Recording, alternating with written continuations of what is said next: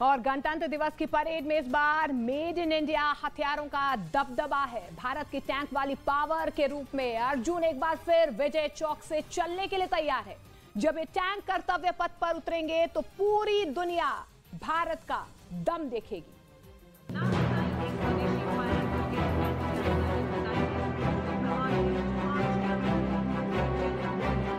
2023 में अर्जुन ने अकेले इस परेड में बड़े हथियारों की कमान संभाली है। ये टैंक हिंदुस्तान की आन बान शान सब कुछ है। पूरी तरह से भारत में तैयार इस टैंक के साथ भारत की फौलादी धमाकों वाली पावर कैसी है, दुश्मन इससे क्यों घबराता है, क्यों 1965 से लेकर 1971 इनके धमाकों की कहानी लाहौर से लेकर मुल्तान तक मशहूर है। इस टैंक की खासियत, इस टैंक की तकनीक, इसकी पूरी डिटेल आपको बताएंगे। फिलहाल टैंक की अहमियत समझनी है तो आपको ये मुर्गी फार्म बना के हर महीने 2 लाख कमाते हैं। हर दिन इसमें सिर्फ 4 घंटे एक्स्ट्रा देते हैं। आपको भी ये सीखना है तो फ्रीडम ऐप को अभी डाउनलोड कीजिए। यूक्रेन के युद्ध को भी देखना होगा, जहां इस वक्त रूस को काउंटर करने के लिए ज़ेलेंस्की की सबसे बड़ी डिमांड टैंक ही है। टैंक आज के दौर में युद्ध में भी बड़ी भूमिका निभा रहे हैं और अर्जुन को भी इसी नजरिए के साथ और मजबूत बनाया जा रहा है। भारत का अर्जुन टैंक 70 किलोमीटर प्रति घंटा की रफ्तार से चल सकता है।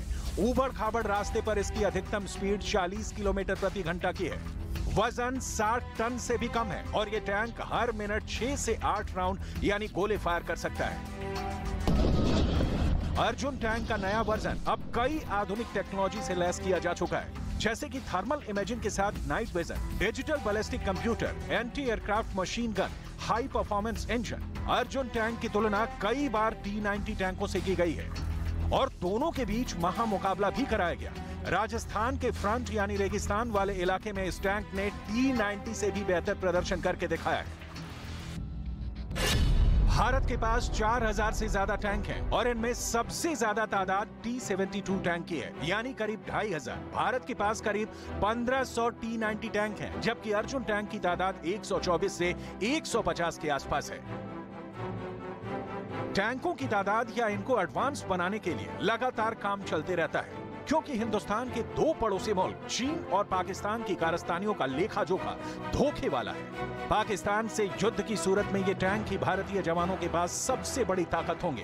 हालांकि चीन के साथ युद्ध के लिए भारत को हल्के यानी करीब 35 टन वाले टैंक की जरूरत है, जो LAC के आसपास इलाकों में ऑपरेट कर सके।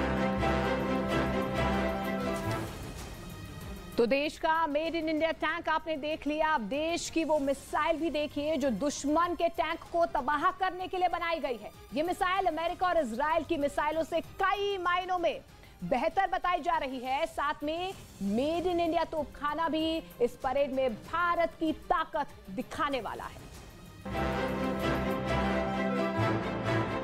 रिपब्लिक डे परेड में टैंक के अलावा एंटी टैंक हथियार भी चर्चा में है और इसका जिक्र रावलपिंडी के साथ बीजिंग के कमांड सेंटर में भी हो रहा है। भारत की नाग मिसाइल का नया कैरियर देखिए, क्योंकि बॉर्डर पर अब दुश्मन का हर टैंक और बख्तरबंद गाड़ी इस मिसाइल के टारगेट पर होंगे। Nag missile system fire and forget system है, यानी दागो और भूल जाओ। इस मिसाइल की रेंज 5 किलोमीटर है और टॉप एंगल अटैक के साथ ये किसी भी टैंक को तबाह कर सकती है। एंटी टैंक मिसाइल ने यूक्रेन में रूस को गजब नुकसान पहुंचाया है और ऐसे हथियार अब किसी भी युद्ध का रुख मोड़ सकते हैं। ज़ेलेंस्की ने जैवलिन जैसी मिसाइल हासिल करके इसका सबूत भी दे दिया है, क्योंकि यूक्रेन का दावा है कि उसने रूस के 3000 से ज्यादा टैंक इस युद्ध में तबाह कर दिए हैं। साथ ही ज़ेलेंस्की के तोपखाने ने भी पुतिन को अब तक कई शहरों में रोक कर रखा हुआ है। तोप वाली ताकत के बिना आज किसी भी युद्ध की कल्पना नहीं की जा सकती है और इसीलिए भारत की सबसे बड़ी और सबसे खास तोप देखिए, ये है K9 वज्र, जो टैंक नुमा करियर पर तैनात एक तोप है। ये दक्षिण कोरिया के साथ मिलकर तैयार की गई है और इस तोप की खासियत है कि ये हमले के बाद अपना ठिकाना फौरन बदल लेती है ताकि काउंटर अटैक से बचा जा सके। K9 वज्र तोप से 155 मिलीमीटर के गोले दागे जाते हैं। इस तोप की रेंज 40 किलोमीटर तक है। ये 60 किलोमीटर प्रति घंटा की रफ्तार से चलती है। इस वक्त ये तोप राजस्थान बॉर्डर के अलावा LAC पर भी तैनात की गई है। जब इस तोप से गोले दागे जाते हैं तो दुश्मन की पूरी फॉर्मेशन के लिए अपनी जगह पर टिक पाना मुश्किल हो जाता है। आर्टिलरी ने यूक्रेन युद्ध में कई मोर्चों पर फैसले किए हैं। अमेरिका के हाइमर्स रॉकेट से लेकर M777 तोप ने तो पुतिन को खेरसौन से खदेड़ दिया। M777 वो तोप है जो भारत के पास भी है और इस वक्त वो LAC पर और LOC पर तैनात है। अमेरिका की M777 तोप एक वक्त अफगानिस्तान में तालिबान की सबसे बड़ी विनाशक मानी गई। यूक्रेन को भी ये सप्लाई की गई। भारत के पास भी ये तोप चीन और पाकिस्तान की फ्रंट लाइन पोजीशन को डराने के लिए काफी है। M777 40 किलोमीटर की रेंज तक गोला दाग सकती है। M777 का वजन 4000 किलो है, जिससे ये चिनूक जैसे हेलीकॉप्टर के जरिए भी पहाड़ी इलाकों में तैनात की जा सकती है।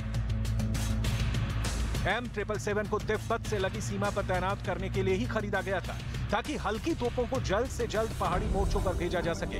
अब ये LAC पर भारत की फ्रंट लाइन होवित्जर बन चुकी है, लेकिन इन सब के बीच बोफोर्स और देश की कुछ और तोपों को कैसे भूला जा सकता है। कारगिल युद्ध में पाकिस्तान को हराने में बड़ी भूमिका निभाने वाले बोफोर्स और भारत की दो और खास तोपों को भी देखिए।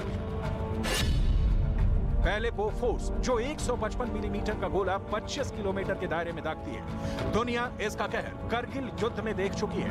वहीं M46 ये 130 मिलीमीटर की तोप 27 किलोमीटर तक गोला फायर करती है, जबकि लाइट फील्ड गन जो 105 मिलीमीटर का गोला 20 किलोमीटर की रेंज तक मार सकती है। इसे किसी भी बैटलफील्ड में बहुत जल्दी तैनात किया जाता है। किसी भी युद्ध में आर्टिलरी ही वो ताकत होती है जो पैदल फौज का रास्ता साफ करती है। एक बार रास्ता साफ हुआ तो युद्ध को दुश्मन के इलाके तक ले जाया जा सकता है। K9 वज्र तोप ये काम तेजी से करती है, क्योंकि ये खुद दुश्मन के इलाके में बहुत तेजी से पहुंच सकती है।